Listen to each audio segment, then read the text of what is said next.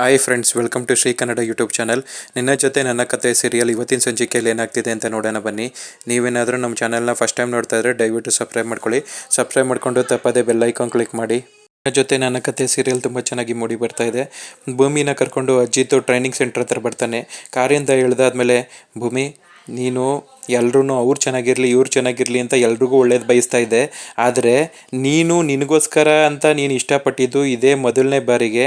ನೀನು ನಿಮ್ಮ ಅಪ್ಪನ ಕನಸನ್ನು ಈಡೇರಿಸ್ಬೇಕು ಅಂತ ಪೊಲೀಸ್ ಕಾನ್ಸ್ಟೇಬಲ್ ಆಗಬೇಕು ಅಂತ ಇಷ್ಟಪಟ್ಟೆ. ಅದಕ್ಕೆ ಇವಾಗ ಸರಿಯಾದ ಟೈಮ್ ಬಂದಿದೆ. ಹೋಗು, ನಿನ್ನ ಆಸೆನ ನೆರವೇರಿಸ್ಕೊ. ಟ್ರೈನಿಂಗ್ನೆಲ್ಲ ನೀಟಾಗಿ ಅಟೆಂಡ್ ಮಾಡು.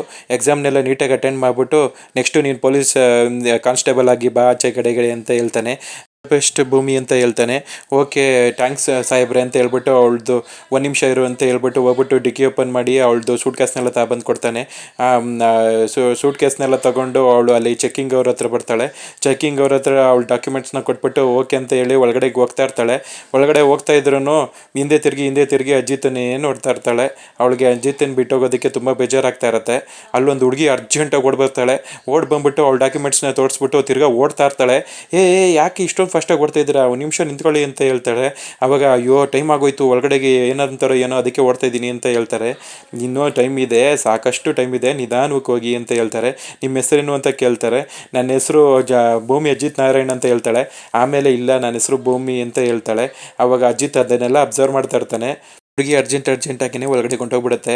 ಇವಳು ಹಿಂದೆನೇ ಒಳಗಡೆಗೆ ಹೋಗ್ತಾಳೆ. ಆವಾಗ ಅಜಿತ್ ಬೇಜಾರು ಮಾಡ್ಕೊಂಡು ಅಲ್ಲಿಂದ ಕಾರಲ್ಲಿ ಹೊಂಟೋಗ್ಬಿಡ್ತಾನೆ. ಅವನು ರಾಮು ನಚಿಕೇತ ಎಲ್ಲ ಗಾರ್ಡನಲ್ಲಿ ಕೂತಿರ್ತಾರೆ. ಅಲ್ಲಿಗೆ ಸಂಗೀತ ಕಾಫಿ ಮಾಡ್ಕೊಂಡು ಬರ್ತಾಳೆ. ಕಾಫಿ ಮಾಡ್ಕೊಂಡು ಬಂದ್ಬಿಟ್ಟು ಯಪ್ಪ ಸಾಕಾಗೋಯ್ತು ತೊಗೊಳ್ರಿ ಕಾಫಿನ ಅಂತ ಹೇಳಿ ಅವ್ರಿಗೆಲ್ಲ ಕಾಫಿ ಕೊಡ್ತಾ ಇರ್ತಾಳೆ. ಅಂತೂ ಎಲ್ಲ ಕೆಲಸ ಮಾಡೋಷ್ಟರಲ್ಲಿ ಸಾಕಾಗೋಯ್ತು. ಈ ಶಾರದನ್ನಂತೂ ಸಮಾಧಾನ ಮಾಡಿ ಅವಳನ್ನ ಮಲಗಿಸೋಷ್ಟರಲ್ಲಿ ನನಗೆ ನಿದ್ದೆನೇ ಬರಲಿಲ್ಲ. ಏನು ಅಳ್ಕೊಂಡು ನಂಗೆ ಭೂಮಿ ಬೇಕು ಅಂತ ಸಿಕ್ಕಾಪಟ್ಟೆ ಹಠ ಮಾಡ್ತಾಯಿದ್ಲು. ಅವಳನ್ನ ಸಮಾಧಾನ ಮಾಡಿ ಮಲಗಿಸೋಷ್ಟರಲ್ಲಿ ತುಂಬ ಸಾಕಾಗೋಯ್ತು ನನಗೆ ಅಂತ ಹೇಳ್ತಾ ಇರ್ತಾಳೆ. ಅಲ್ಲಿಗೆ ಆ ಟೈಮ್ಗೆ ಅಂಜನ ಬರ್ತಾಳೆ. ಮತ್ತು ನನಗೇನೋ ಶಾರದಾ ಅತ್ತೆ ಭೂಮಿನ ಮಿಸ್ ಮಾಡ್ಕೊಳ್ಳೋದಕ್ಕಿಂತ ನೀವು ಭೂಮಿನ ಮಿಸ್ ತುಂಬ ಮಾಡ್ಕೊತೀರಾ. ಯಾಕೆ ಅಂದರೆ ಒಂದೊಂದು ಕ್ಷಣಕ್ಕೂ ಭೂಮಿ ಅಂತ ಕರ್ಕೊಂಡು ಅವ್ರು ಹಿಂದೆನೇ ತಿರುಗ್ತಾ ಇದ್ರಿ. ಆದರೆ ಈಗ ಭೂಮಿ ಇಲ್ಲದೆ ಇರೋದು ನಿಮಗೆ ತುಂಬ ಎಫೆಕ್ಟ್ ಆಗುತ್ತೆ ಅಂತ ಅದನ್ನು ನಿಮಗೆ ಇಲ್ಲಿ ಕೆಲಸದಲ್ಲೇ ಕಾಣಿಸ್ತಾ ಇದೆಯಲ್ಲ ಅಂತ ಹೇಳ್ತಾಳೆ.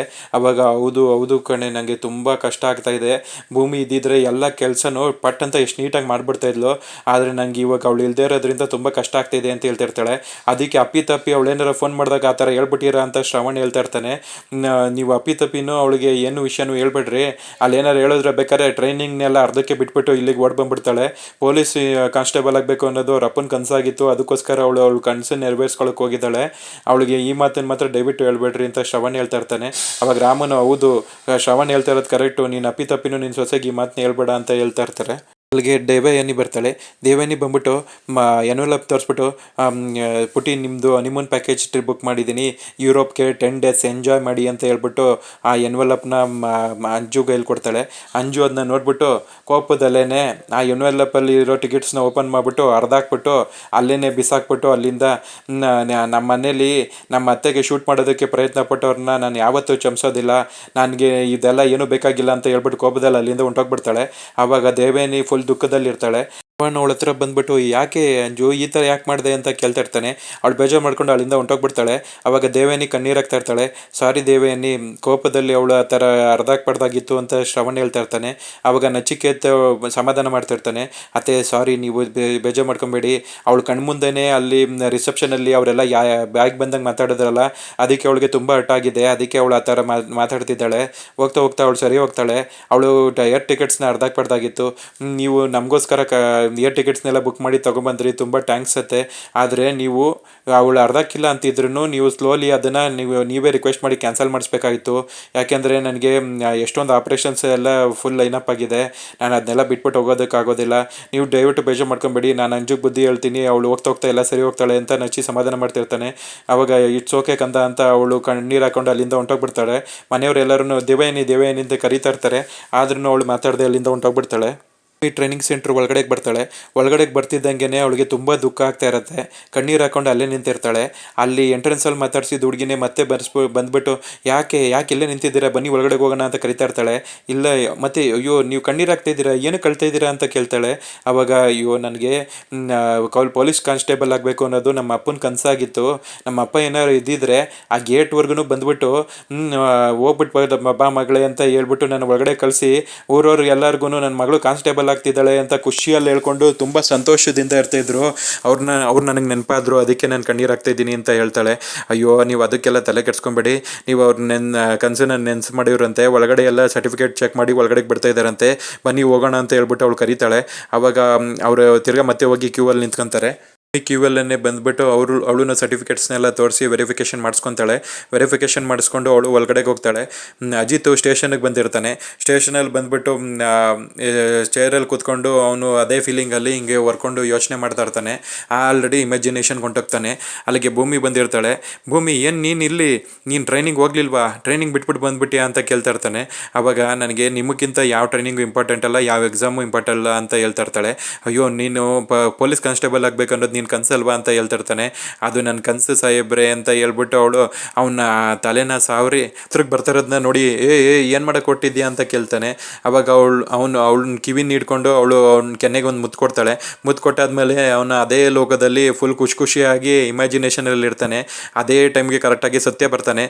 ಭೂಮಿನ ತುಂಬ ಮಿಸ್ ಮಾಡ್ಕೊತಾ ಇದೆಯಾ ಅಂತ ಹೇಳ್ತಾನೆ. ಅವಾಗ ನಾನು ಭೂಮಿ ಅಂತ ಹೇಳಕ್ಕೆ ಹೋಗೋಷ್ಟರಲ್ಲಿ ನಾನು ಟ್ರೈನಿಂಗ್ ಸೆಂಟರ್ಗೆ ಬಿಟ್ಬಿಟ್ಟು ಬಂದೆ. ಅಲ್ಲಿ ಯಾರೋ ಒಬ್ಬರು ನಿನ್ನ ಹೆಸರೇನು ಅಂತ ಕೇಳ್ತಾ ಇದ್ರು. ಅಲ್ಲಿ ಭೂಮಿ ಅಜಿತ್ ನಾರಾಯಣ್ ಅಂದ್ಬಿಟ್ಟು ಆಮೇಲೆ ಇಲ್ಲ ಅಂತ ಅವಳೇ ಸರಿ ಮಾಡಿಕೊಂಡು ಇಲ್ಲ ನನ್ನ ಹೆಸರು ಭೂಮಿ ಅಂತ ಹೇಳಿದ್ಲು ಅಂತ ಹೇಳ್ತಿರ್ತಾನೆ. ನೀವಿಬ್ಬರಲ್ಲೂ ನಾನು ಇಷ್ಟಪಡೋದೇನು ಅಂದರೆ ಇಬ್ಬರು ಮನ್ಸೂ ಸೇಮ್ ಟು ಸೇಮ್ ಒಂದೇನೆ. ಇಬ್ಬರು ಮನಸ್ಸಲ್ಲೂ ಪ್ರೀತಿ ಇದ್ರೂ ಒಬ್ರಿಗೊಬ್ರು ಹೇಳ್ಕೊಳ್ದೇನೆ ಈ ಥರ ಕೋಪದಲ್ಲಿ ಇರ್ತೀರ ಅಷ್ಟೇ. ಆದರೆ ಒಂದು ದಿವಸ ಬರುತ್ತೆ, ನೀವಿಬ್ಬರೂ ಮತ್ತೆ ಒಂದಾಗ್ತೀರಾ. ನೀವಿಬ್ಬರು ಒಟ್ಟಿಗೆ ಇರೋದಕ್ಕಂತಲೇ ಜೀವನದಲ್ಲಿ ಭಗವಂತ ನಿಮ್ಮಿಬ್ಬರನ್ನ ಒಂದು ಮಾಡಿರೋದು. ನೀವು ಇವತ್ತು ಕೋಪದಲ್ಲಿ ದೂರ ಇರ್ಬೋದು, ಆದರೆ ಮುಂದೆ ಒಂದು ದಿನ ಬರುತ್ತೆ, ಆವಾಗ ಅವಳ ಜೊತೆ ನೀನು ತುಂಬ ಖುಷಿಯಾಗಿರ್ತೀಯ.